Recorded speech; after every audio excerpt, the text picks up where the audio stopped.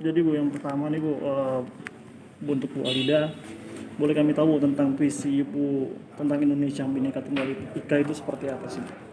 Visi, iya, iya. Jadi kita ini kan memang sudah dilahirkan beragam ya, Indonesia memang sudah keadaannya seperti itu, bahwa kita berbeda-beda agama, berbeda-beda budaya, berbeda-beda suku dan sebagainya. Tapi kita sudah mengikrarkan diri dalam satu kesatuan Republik Indonesia. Oleh karena itu sebenarnya kita mulai sekarang sudah menghindari friksi-friksi, perbedaan-perbedaan gitu. Yang itu tuh kalau perbedaan itu memang harus ada ya, karena semua orang juga berbeda, agama, suku dan ini kan memang berbeda. Akan tetapi mari kita menyatukan visi kita bahwa memang sudah final Indonesia ini adalah berdasarkan negara Pancasila, Bhinneka Tunggal Ika. Itu yang harus kita laksanakan. Dalam perwujudan Bhinneka Tunggal Ika di Indonesia, kita tidak menampik bahwa ada keterlibatan dari Parkindo sendiri Bu, Iya, betul. dalam menjaga marwah yang bangsa itu Bu ya. Iya. Boleh jelaskan sedikit tentang histori dari Parkindo ini Bu? Peranan Parkindo kan luar biasa sekali, terutama kita tahu pada saat kemerdekaan juga ya, kita tokoh-tokoh Kristen itu banyak sekali memberikan masukan-masukan pada persiapan kemerdekaan Republik Indonesia. Kemudian pada tahun 1956 juga pada saat pemilihan umum pertama kalau nggak salah 1956 itu kita Partai Kristen Indonesia itu masuk dalam 5 besar gitu. Padahal kita boleh dikatakan berapa persen, akan tetapi kita ikut mewarnai. Nah, itu juga sebabnya pada pembukaan Undang-Undang Dasar 1945 kita ingat bahwa pada saat itu masih ada 7 suku kata itu di belakang pembukaan itu. Nah, atas masukan dari kita orang-orang Kristen pada saat itu bahwa kita ini negara Bhinneka Tunggal Ika yang sama, yang equal, mau dia sedikit jumlahnya, mau dia banyak, sama aja, bahwa kita adalah warga negara dengan hak dan kewajiban yang sama. Itu sebabnya pada saat itu diterima bahwa kata-kata 7 kata itu dihapus dari pembukaan Undang-Undang Dasar 1945 dan kita menerima equality, kita menerima persamaan, kita menerima bahwa kita adalah berdiri sama tinggi, duduk sama rendah, berdiri sama tinggi. Jadi artinya bahwa mulai dari saat itu bahwa kita sudah menerima, sudah final bahwa negara kita adalah dibangun berdasarkan Pancasila dan menerima keberagaman. Baik Bu, sedikit menukik ini pertanyaan Bu, apa yang kemudian meyakinkan Ibu bahwa Partai Kristen sendiri Bu perlu hadir untuk kembali mewarnai perpolitikan di Indonesia Bu? Itu sudah menjadi satu kelihatannya, karena gini, aspirasi politik, etika politik, terus dari umat itu kan berbeda-beda ya, kebutuhannya, need-nya, terus keinginan juga untuk berbagi, untuk berpartisipasi, ikut bersama-sama membangun negara Republik Indonesia ini. Nah, kalau kita misalnya tidak menggambarkan, tidak mengekspresikan kekristenan kita di dalam satu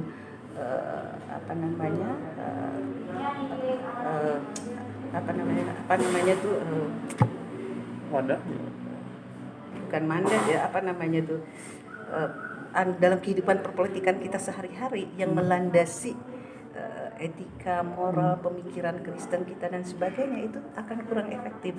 Karena apa? Misalnya kita seperti banyak juga pendapat dari beberapa tokoh-tokoh Kristen yang bergabung dengan partai-partai lain ya. Nah, tetapi mereka karena melebur partai nasionalis lah katakan ya. Nah, itu aspirasi-aspirasi yang seharusnya muncul dan dibawa gitu, kebutuhan-kebutuhan kita sebagai umat Kristiani itu tidak maksimal. Karena apa? Dia akan tenggelam di dalam kebutuhan dari partai itu sendiri, partai itu secara keseluruhan, bukan dari yang inti persoalan kita gitu. Nah, jadi kurang efektif. Nah, kalau kita punya partai kita sendiri, kita jadi bisa menjadi efektif, kita bisa menjadi efisien, kita juga bisa menjadi contoh dan teladan bagi orang lain, bagaimana berpolitik dengan santun, bagaimana berpolitik dengan baik, bagaimana berpolitik itu tidak kotor seperti yang selalu dikatakan bahwa berpolitik itu kotor, tapi saya yakin tidak, karena itu bisa. Karena apa? Landasan moral kita beragama, landasan moral Kristiani, landasan pemahaman agama kita itu mengajarkan kita bahwa hukum kasih itu benar-benar bisa diterapkan, demikian pun dalam berpolitik gitu. Nah, kalau itu bisa kita jalankan ke depan, saya rasa perbaikan dari perpolitikan kita yang sekarang ini boleh dikatakan amburadul, ya, korupsi, terus kekerasan, itu kan semua merusak demokrasi, merusak pluralisme, merusak juga sendi-sendi kita bernegara. Nah, kalau dalam agama, inti dari agama kita itu kan melawan gitu semua. Nah, kalau kita terapkan prinsip-prinsip itu di dalam perpolitikan kita, di dalam kita berpolitik, nah itu saya rasa akan membawa ke dalam perubahan. Dan juga terutama juga untuk generasi Kristen masa datang, mereka juga sudah punya fondasi, sudah punya contoh, sudah punya tempat bagaimana mereka nanti menyalurkan aspirasi politiknya dengan baik. Termasuk ini menjadi sarana pendidikan politik bagi kaum muda, Bu, ya? Betul sekali, itu dia. Baik, Bu. Yang selanjutnya nih, Bu, kan ada suara-suara kita dengar loh dari akar rumput yang menyebut bahwa peluang Partai Kristiani ini sangat kecil, Bu, atau bahkan tidak ada. Dalam menghadapi pemilu legislatif juga kesempatannya seakan-akan kecil atau bahkan nihil. Bagaimana pandangannya? Saya rasa itu pandangan yang tidak pas ya, karena apa? Kita pernah punya pengalaman PDS ya. Nah, mereka kan jadi satu fraksi pada saat itu. Padahal kita tidak diperhitungkan, tidak akan. Ternyata kita berhasil menempatkan wakil-wakil kita di sana. Demikian pun pada tahun 1956. Kita berapa sih jumlah ini? Tapi bukan hanya dari jumlah ya, karena kita juga punya basis-basis. Nah, misalnya kekuatan-kekuatan Kristen di provinsi mana, pasti dia akan melahirkan keterwakilan kita di sana gitu. Katakanlah provinsi Sumatera Utara, Maluku, Kalimantan Tengah, Kalimantan Barat, Sulawesi Utara, itu kan basis-basis kekuatan yang harus kita perkuat. Kita bukan hanya mewarnai sentral, tapi juga mewarnai daerah, karena kepemimpinan daerah itu kan sangat perlu sekali. Karena kepemimpinan daerah juga sangat berpengaruh kepada pusat. Baik.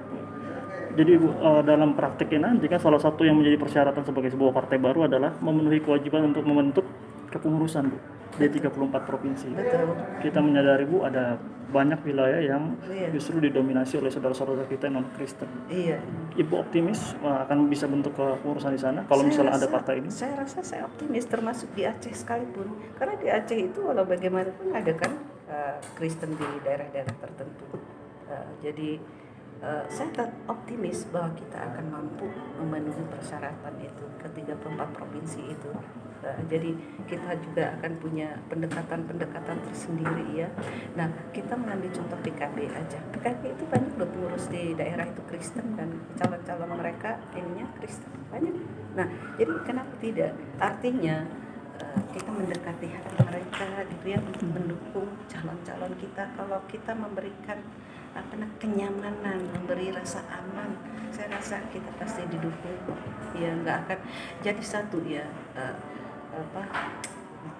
tidak memancing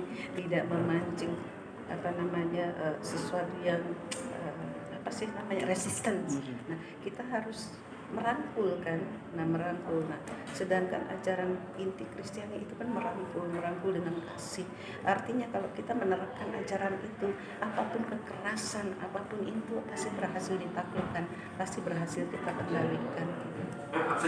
Selain sebagai wadah untuk memperjuangkan kebebasan dalam berkeyakinan, Bu, ya, partai ini nantinya. Iya. Lalu ini kan juga menjadi wadah perjuangan bagi umat Kristiani, Bu. Idealnya, Bu, untuk kader-kadernya seperti apa sih, Bu, yang harus dihimpun atau disiapkan? Maksudnya? Kader idealnya nih, Bu.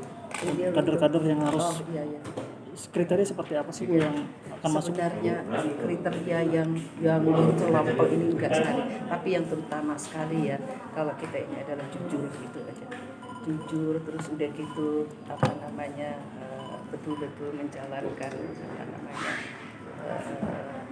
prinsip-prinsip keagamaan kita, apa yang diajarkan. Kalau itu udah lebih dari cukup. Karena apa? Kalau misalnya ya harus pintar, harus sarjana, harus apa dan sebagainya, itu menyusul aja semuanya. Tapi yang nomor satu itu adalah karakter, sifat, kejujuran, itu yang nomor satu sebenarnya. Kalau pendidikan dan sebagainya kan kader itu kan bisa kita didik ya. Tapi karakter nomor satu. Karena apa? Karena itu karakter itu susah berubah. Karakter dasar. Jadi dalam hal ini karakter dasar orang Kristen, saya sangat percaya sekali bahwa setiap orang Kristen dilahirkan dengan satu karakter yang civilized, karakter yang jiwa-jiwa klasik saya bilang. Nah itu. Jadi tinggal nanti ya pengkaderan itu kan melalui pendidikan dan sebagainya itu memperkuat basis yang sudah ada, karakter Indonesia kita yang sudah ada. Jadi dengan mereka sudah memiliki karakter yang seperti itu, kayak misalnya nanti praktek korupsi itu bisa dihindarkan, ya? Nepotisme dan sebagainya. Betul persis sekali. Karena apa? Di dalam itu kita sudah memegang moral dasar kita, moral Kristiani kita. Praktek korupsi, praktek kekerasan dan sebagainya itu tuh otomatis akan ya kalau tidak bisa dihilangkan paling tidak berkurang. Iya. Bung Karno kan menyebut kemerdekaan adalah jembatan emas. Iya. Dalam mewujudkan jembatan emas itu ada peran-peran seperti Dr. Samratulangi, ada Laimena, ada Purwowinoto Bu ya. Iya betul. Yang ikut berkecimpung di dalamnya. Iya. Nilai-nilai apa sih Bu yang harus ditiru oleh bangsa ini khususnya kaum muda dari tokoh-tokoh ini Bu? Menurut Ibu? Dari tokoh-tokoh kita terdahulu itu nilai-nilai kepemimpinan mereka ya, terus nilai-nilai kejujuran mereka, nilai-nilai apa banyak sekali yang mereka wariskan kepada kita. Kalau Purwowinoto kan mengatakan bahwa kita harus mempraktekkan Roma berapa waktu itu saya lupa lagi. Nah itu jadi dasar-dasar yang kita kan dasar pendiriannya itu kan tetap harus Alkitab ya. Nah dasar-dasar ajaran Kristiani yang di dalam Alkitab itu yang akan kita pegang, yang telah dicontohkan oleh para tokoh-tokoh kita terdahulu gitu. Mereka kan orang-orang yang sangat negarawan sekali, orang-orang yang sangat selalu mencari solusi kan, bukan bertengkar, bukan apa, tapi perdebatan yang indah kan. Perdebatan mereka kan sangat klasik sekali zaman dulu, dan selalu mereka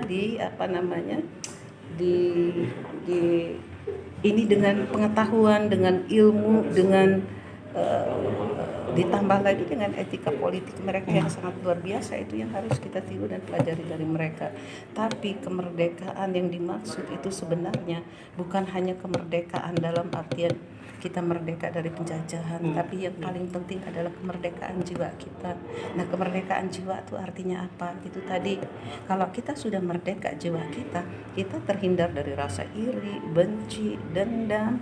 Itu tadi mementingkan kekuasaan. Sebenarnya orang yang korupsi mementingkan kekuasaan, terus kekerasan, itu sebenarnya orang yang belum merdeka, itu belum berdirinya itu belum merdeka. Karena orang yang merdeka artinya dia bisa menerima perbedaan, bisa menerima orang lain.